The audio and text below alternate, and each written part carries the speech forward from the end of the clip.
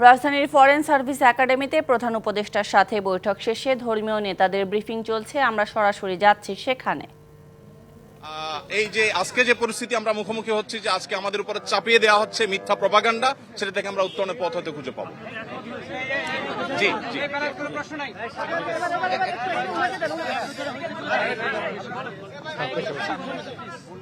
আপনার নামটা বলবেন, পরিচয় দিবেন।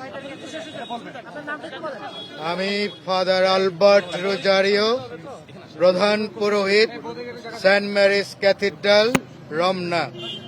আমি আমাদের খ্রিস্টান ভাই বোনদের পক্ষে প্রধান উপদেষ্টা আমাদের আজকে নিমন্ত্রণ জানিয়েছেন এবং অনেক সুন্দর পরিবেশে, একটা সৌহার্দ্য পরিবেশে প্রায় 2 ঘন্টা আমরা আলোচনা করেছি।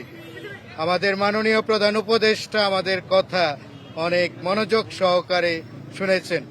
যেহেতু সময় কম, আরো অনেকে বলবে, আমি বেশি বলবো না, মূল কথাটা বলবো যে আমরা সবাই একমত হয়েছি। গতকাল আমাদের রাজনৈতিক দলগুলো এসে যে কথা বলে গেছে তার সঙ্গে আমরা একাত্মতা প্রকাশ করেছি যে এই মুহূর্তে আমাদের বাংলাদেশ একটা কঠিন সময়, আমরা একটা স্পর্শকাতর অবস্থার মধ্যে আছি। তাহলে আমাদের ঐক্যবদ্ধ থাকতে হবে, এটা আমাদের প্রধান কথা, আমাদের ঐক্যবদ্ধ থাকতে হবে।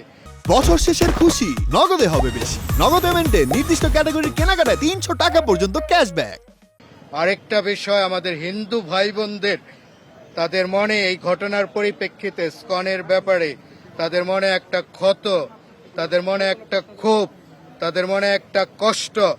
তাহলে আমরা প্রধান উপদেষ্টাকে বলেছি যে আমাদের এই ক্ষোভটাকে নিরসন করতে হবে, নিরাময় করতে হবে, এই ক্ষতটাকে নিরাময় করতে হবে। আমরা বলে এসেছি আমাদের যাদের মনে এই ঘটনার পরিপ্রেক্ষিতে যারা কষ্টে আছে, ক্ষোভে আছে, তাদের অনেকেই কিন্তু আজকে আসে নাই, তাদেরকে নিয়ে যেন প্রধান উপদেষ্টা তাদেরকে নিয়ে বসে। আরেকটা বিষয় আমাদের সিদ্ধান্ত হয়েছে, আমরা প্রধান উপদেষ্টাকে বলেছি যেন এই ধরনের একটা আন্তর্জাতিক এবং বাংলাদেশের জাতীয়, আমাদের বাংলাদেশে এই ধরনের একটা সংলাপের ব্যবস্থা করা হয়। সারা পৃথিবীর মিডিয়া যেন জানতে পারে যে বাংলাদেশের মানুষ তারা সম্প্রীতির মানুষ, তারা মিলেমিশে থাকে, তারা একসাথে পথ চলে। আরেকটা বিষয় বলা হয়েছে, আমাদের এই ঘটনার পরিপ্রেক্ষিতে আমাদের বাংলাদেশে প্রত্যেকটা মানুষ অনেক ধৈর্যের পরিচয় দিচ্ছে। যে আমাদের একজন অ্যাডভোকেট মারা গেছে, তারপরে ভারতীয় মিডিয়াতে অনেক রকমের, যদিও মেইন স্ট্রিমের মিডিয়াতে না, কিন্তু ছোটখাটো মিডিয়াতে অনেক উস্কানিমূলক কথা বলা হচ্ছে। কিন্তু আমরা বাংলাদেশের মানুষ, আমরা যে আসলে সম্প্রীতির মানুষ, যে আমরা অনেক ধৈর্যের পরিচয় দিয়েছি। তাই আমি আপনারা মিডিয়ার ভাইয়েরা আছেন, আমাদের সেই সম্প্রীতি আমরা যেন বজায় রাখতে পারি। বারবার এই সম্প্রীতি, এই অগ্রযাত্রাটা বাধাগ্রস্ত হয়েছে, বর্তমানে যেমন হয়েছে।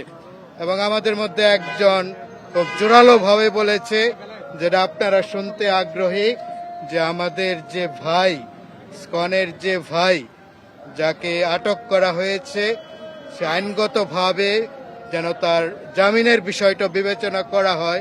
যদি আইনে পথ খোলা থাকে, তার জামিনের বিষয়টা যেন চিন্তা করা হয়, কারণ জামিন পাওয়া এটা আমাদের অধিকার। সবাইকে ধন্যবাদ, সবাইকে শিষ্টাচার।